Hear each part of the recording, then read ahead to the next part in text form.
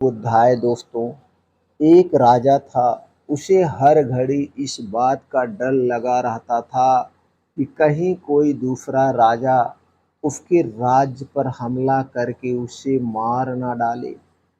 वह सुरक्षा का उपाय सोचता, लेकिन उसकी समझ में कुछ भी न आता। आखिर एक दिन अचानक उसे एक रास्ता सूझा। उसने सोचा कि एक उसने सोचा कि एक ऐसा महल बनवाया जाए जो चारों तरफ से बंद हो, चारों तरफ से उसमें सुरक्षा के इंतजाम हो। न उसमें रोशनदान हो, न जंगले हो, न उसमें दरवाजे हो और न खिड़कियां हो। किसी भी तरफ से कोई ना आ सके, बस एक छोटा सा दरवाजा हो और उस दरवाजे पर सैनिकों का सुरक्षा बल हो।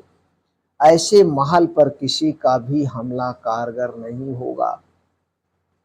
इस विचार के आते ही राजा ने काम शुरू करा दिया और कुछ ही महीनों में वह मनचाहा महल बनकर तैयार हो गया।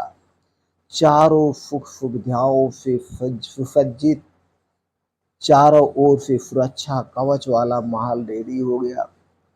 जिसने भी उस महल को देखा चकित रह गया। उसमें दुश्मन तो क्या, एक परिंदा तक नहीं आ सकता था। सबने राजा की बुद्धि को भोर भोर प्रशंसा की। सबने राजा के दिमाग की बहुत प्रशंसा की। राजा को पूरा भरोसा हो गया कि अब उसका कोई कुछ नहीं बिगाड़ सकता। अब उसके पास मौत नहीं आएगी। संयोग से एक दिन गौतम बुद्ध उस महल को देखने आए। राजा ने बड़े उल्लास से उन्हें सारा महल दिखाया, लेकिन बुद्ध के चेहरे पर उसे खुशी नहीं दिखाई दी। राजा ने देखा कि भगवान गौतम बुद्ध के चेहरे पर तो कोई खुशी ही नहीं है।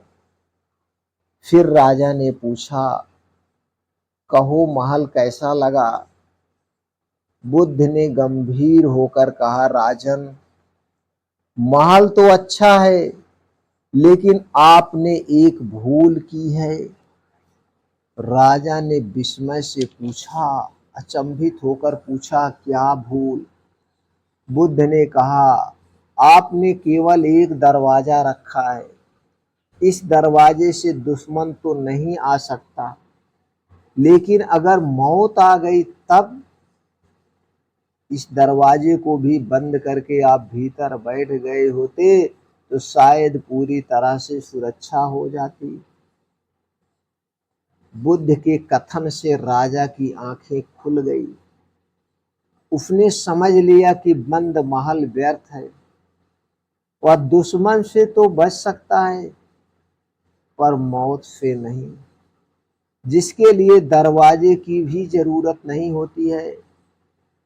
क्योंकि मौत जब आती है तो उसे दुनिया की कोई दीवार, कोई दरवाजा, कोई सुरक्षा कवच, कोई सैनिक नहीं रोक सकता है। ये नियति की देन है।